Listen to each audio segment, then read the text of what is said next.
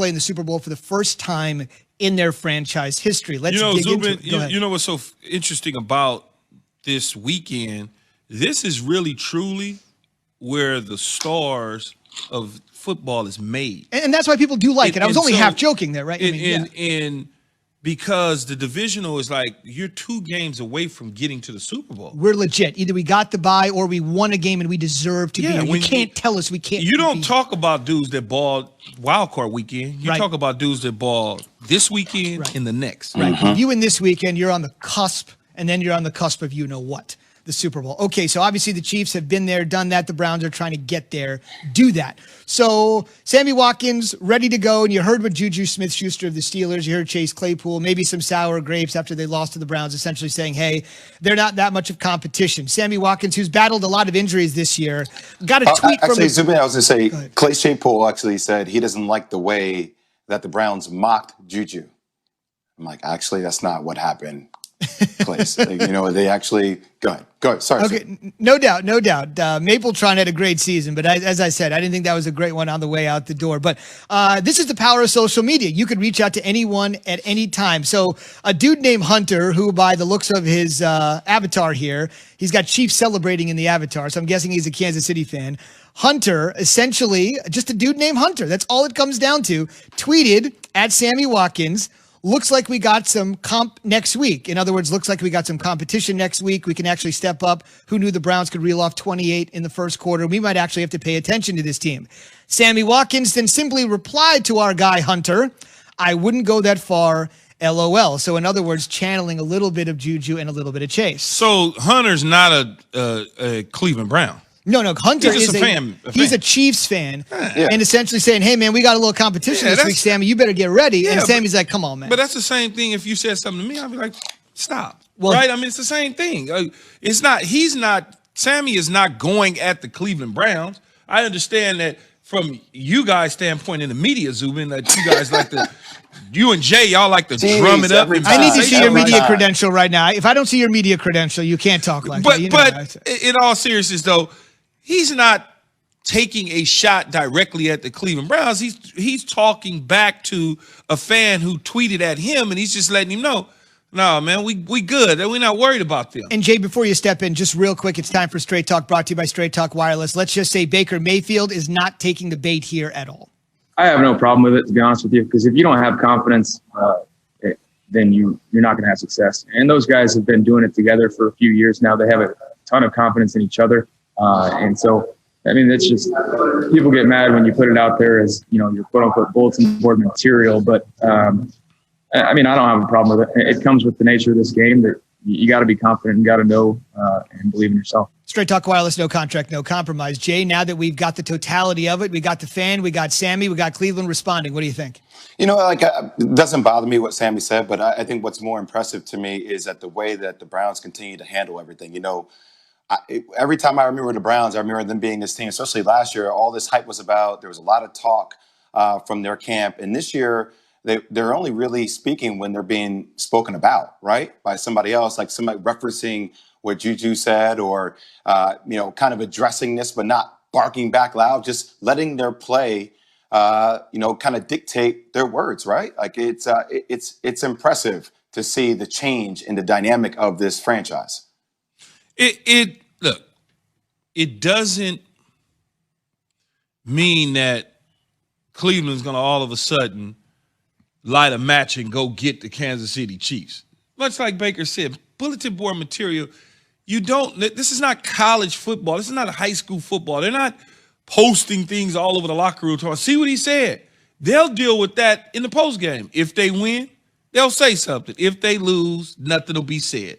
The same thing that happened with the Washington football team when young Chase said what he said as a young football player in the National Football League, talking about getting after Tom Brady. The offensive linemen did their job, and that was it. Game over. But they didn't win the game. Well, nothing to talk about. Key, I kind of disagree with you just a little bit on this one here. For the Browns. What else would be new? Oh, we agree on a lot. Stop. All I'm saying is that the Browns are this team that I feel like constantly play with a chip on their shoulder. And I'm not saying that it's going to be said outwardly, but you do need somebody to light some kind of flame, especially when you've had the kind of season that you've had this year, right? To find different ways to drive yourself. Like, my thing is that the Browns are a team that do have the pieces that could actually have a chance to win this game. I know people are just discounting them, but once again, they're going to continue to use things like that internally to kind of push themselves to a Jay, different level. if they need somebody to motivate them during the divisional playoffs, then they're not gonna make it anyway. If they've done everything they've done in the regular season and then win in Pittsburgh on a wild card weekend, and they need motivation to beat Kansas City, if they don't have internal motivation and understand the prize is at the end, and they don't have that motivation, they're not gonna win anyway. I hear all I'm saying is every ounce of motivation counts. Right? They can already have it, but there are little things that you see that consistently think that people will disrespect you. That does add a little bit to the feel. You know what I mean? I don't think that the Kansas City Chiefs are disrespecting the Cleveland Browns, but I also don't think that the Cleveland Browns are going to win the football game, no matter what. Yes, everybody in the National Football League. The damn Jets can play Kansas City this week and have a chance. Everybody has a chance. That's why we play the game. I wouldn't say the Jets have the same kind of chance the Browns have. The end, though, Jay, they've got to play the game. In the end, they still got to play the game. It doesn't matter what someone says, Zubin. You got to play. No doubt about it. And we are ready to go to dig into detail on this game. There's been so much chatter here between Sammy Watkins, Baker Mayfield, the fans. Let's get down to brass tacks. What's going to happen on the field? There's a lot of interesting stories swirling around the Browns and the Chiefs. Kimberly A. Martin is going to cover the game for ESPN. It'll take place Sunday at 3:05 Eastern at Arrowhead Stadium. And I guess the first thing I've got to ask you, Kim, and this just shows you how big of a story the Browns have become, that the first question is not going to be about the defending Super Bowl champions. Stefanski now back in the mix after missing the wild card game due to COVID protocols. Can you talk a little bit about what coaches said and your reporting is telling you about integrating him back into the mix? Oh, he's raring to go, and the guys are glad to have him back. Guys did make a little joke, should you stay in the basement a little bit, because based off of what we saw, how we saw them play last week. Right. But, Kevin Stefanski's back. Daryl Hodge, one of their wide receivers, is off the COVID list. So as of now, only left guard Joel Bitonio, the longest tenured Brown, who has yet to play in a playoff game because he was forced to sit out last week. He is the only guy still on the COVID list as of right now, but they're expecting him back on Sunday for the Chiefs game. So that's good news from a COVID standpoint. The Browns are feeling good. They're feeling themselves. They don't care what Sammy has to say. They don't care what I have to say, what Key has to say. They're going into this feeling like we belong here. And, Kevin Stefanski has preached from day one, do your job. He's taking the Belichick-ism, do your job. And that's what they've sort of been doing all year, each guy contributing, and you saw that last week. Kimberly A. Martin, how you doing this morning? Yes, my friend. What's going on? What up, Kim? So when you look at this, when you look at this football game, Kansas City, Cleveland, and you talk about a guy like Patrick Mahomes now embarking up on possibly his second championship, how do they feel with the time off, that they'll respond to that time off? Pretty good, because Andy Reid, he's money when he's got downtime, when he's got a week or two to prepare for dudes. Like, he feels they're fully confident. Because, first of all, you look at that roster, why would you not be confident with that roster? Why would you not be confident with that QB? I think we've seen, unlike the Steelers, who when they have some time to rest, they come out and they struggle and they're slow and they seem to lose momentum. It seems to be the opposite for Andy Reid. So they're feeling good. They're not at all worried about any layoff or feeling like, we don't feel quite right. So I think the defending Super Bowl champs are ready to get on the field, and I don't think they'll make the same mistake as far as looking past the Cleveland Browns. With Clyde Edwards-Helaire, too many names, coming back and being ready to go with Le'Veon Bell in the backfield as well, how will they do that rotation? So obviously it'll be wait and see, right? But it's good to have options. I think when you're playing a team like the Browns, who they have arguably the best running back tandem in the league, in Nick Chubb and Kareem Hunt, with the Chiefs, you want to be able to counter with a 1-2 punch too, right? Because if your running game is not working, clearly the easiest thing is for your DBs to sit back and be like, okay, they're just going to pass the ball, which clearly Patrick Mahomes can do. But Clyde Allaire, I think, he's had an up and down year between injuries and lack of production after a good start. So it'll be interesting to see how often he's used and how well he does, because the playoffs are a different animal. It's the intensity is different. The pressure is different. The Browns, they'll tell, I look at them as a team that has nothing to lose. No one thought they'd be here. So I expect them to come out and look to stop the run game for sure. So it'll be interesting to see how they use them. Kimberly A. Martin joining us on Keyshawn, J. Will, and Zubin. Our ESPN NFL reporter will be covering the game. Real quick for me, Kimberly, Kareem Hunt going back to Kansas City, the team that drafted him. Where's his emotions at? Oh, man, he said he's a man on a mission. He said this is personal. Teammates even, Nick Chubb said this week, Kareem's been talking about this game as though he knew it was going to happen, this matchup would happen. So the key to me is this can't be too emotional for Kareem. He has to continue doing what he's been doing with Nick Chubb. They don't care how they split the carries because they both have been productive.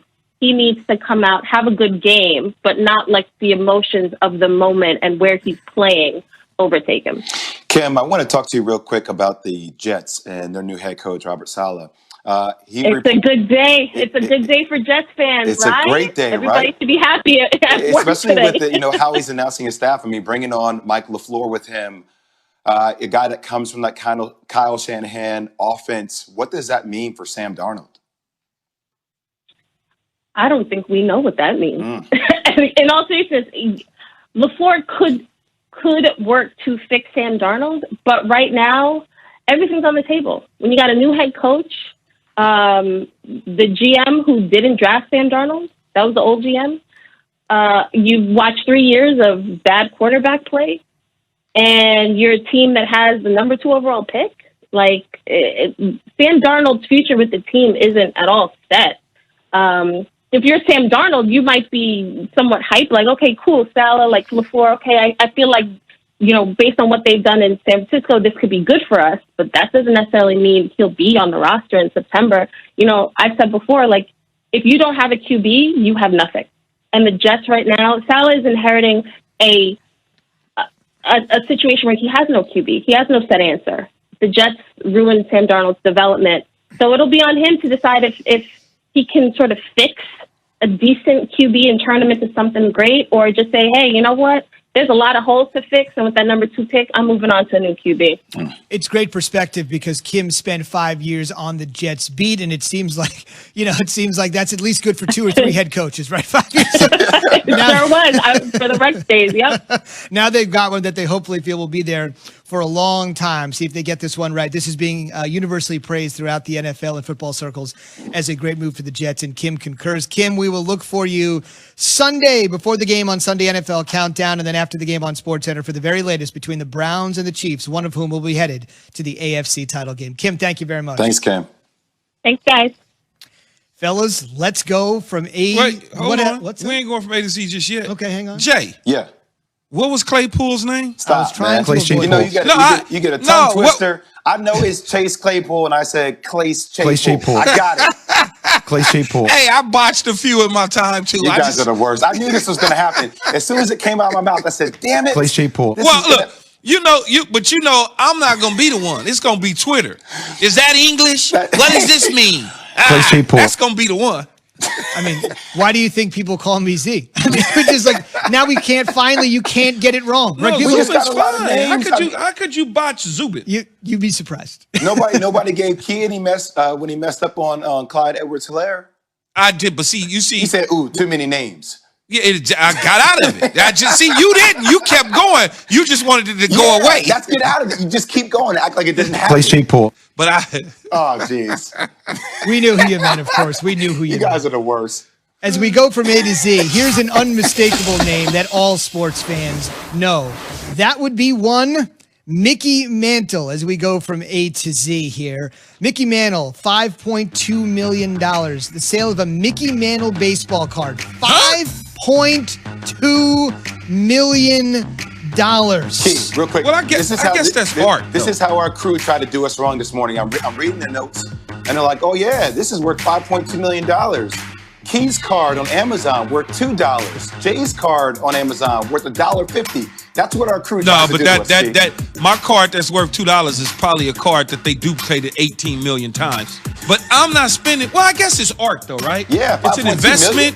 It's art. It's an investment. They put it away and it goes up. I'm not a collector, Zubin, so it just sounds absurd. But I guess that's a collector's item. It's probably the only one in the world. Zubin, sports cards right now are one of the hottest things out there in business. Like it is booming. These cards. It's one of those things where it's like it's retro. What's old is new again. We're all over the age where we kind of remember where like baseball card collecting was a thing. If you're like a millennial now, you're like, what in the world are you talking about? Yeah. But it was a big thing back in the day. Yeah, 5.2. It's got to be art. That's the only thing, right? That's the way I would justify it. And no offense to the fellas, because they had great athletic careers and I just watched them. But think about it. The shipping and handling on a Key or J card is more expensive than the card. Right? The shipping and the handling is more expensive than the card. See, I'm not going to let you do that to me, Zubin, because the card that they referring to and referencing got to be a card that was made 10 times over. I'm not going out like that. Fair enough. So that's if you're cold-blooded, Zubin. I just want you to know that. I'm marking that one down. A lot of shots being fired today on this show. That's good, though. $2, huh? Yeah, you are right. Right. And Jay, you got work to do. You're 50 cents behind. All right, here we go. That's why my name is second on the show, Zubin. I get it. All right, here we go. Jay, this is important. This is right up your alley, the Nets, the NBA, and what's going to be happening with this huge story. Sean Marks, the team's GM, addressing the Kyrie Irving absence. What's going on? Here's the GM, and then we'll get Jay's reaction. They're completely separate from one another. Kyrie's absence and the personal issues that he's dealing with has nothing to do with us going after and attaining James Harden in this. Regarding Kyrie and when he'll be hopefully back and rejoining the team, part of that is going to be up to the NBA, and we're waiting for them to come out with their ruling on the health and safety protocols. Hopefully we'll have a ruling soon. I have talked to Kyrie, so I know he's excited about getting back on the court with his teammates, as soon as possible. And just in case you're wondering, if you don't know, and sometimes you don't see these guys on TV, Sean Marks has that Australian-New Zealand background, so that's where the James Harden came in there instead of James Harden. What do you think here, Jay? So the GM has weighed in. See, it's a win-win for the Nets right now. It's a win-win position. And your position is this. If Kyrie decides to come back and be a part of this team, you would think that James Harden, them going out and acquiring him, would get the attention of Kyrie. Like, we can do it now. We're going to surround all the pieces to get this thing done. If he comes back, great. If he doesn't, if he chooses not to, if issues continue, then you have to deal with that. But now you have James Harden and Kevin Durant on the same team. Like, that is still a recipe for success in the Eastern Conference. I'm not saying that gets you over the hump to beat the Lakers in the finals, but man, it gives you a legit shot. I think